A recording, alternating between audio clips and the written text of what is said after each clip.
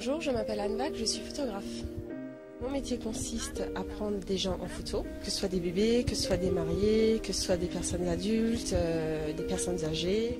Il faut plutôt être passionné et avoir l'œil et être assez exigeant.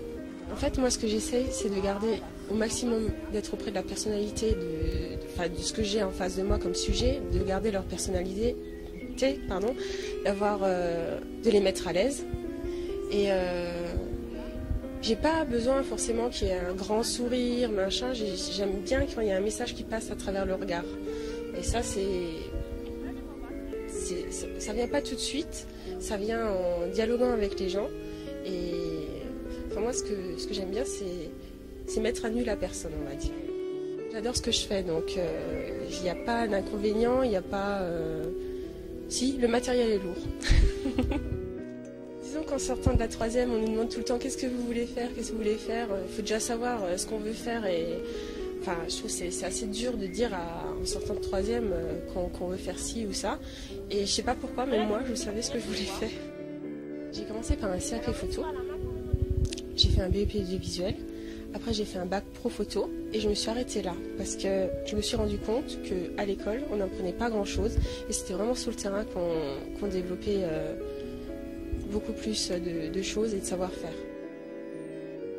J'aurais pu continuer à faire un BTS, mais faire des maths, faire du français et tout ça, c'était gonflant et puis je trouve qu'on n'est pas dans le sujet, alors que vraiment quand on est sur le terrain, c'est là qu'on apprend la plupart des choses.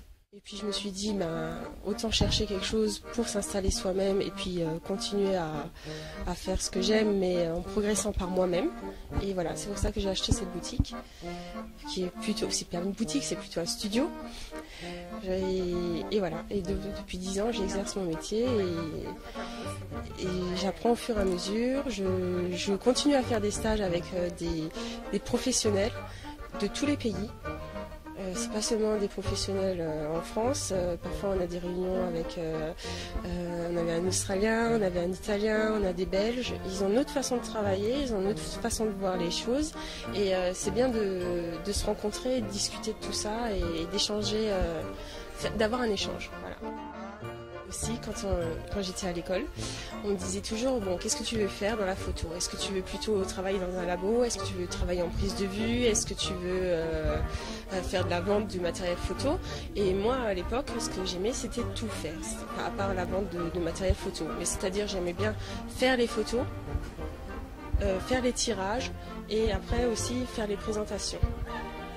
Et en fait, c'était plutôt des cases et il fallait dire soit tu fais ça, soit tu fais ça. Et moi, je voulais tout faire. Et c'est l'avantage d'avoir un studio, c'est justement de pouvoir tout faire du début jusqu'à la fin.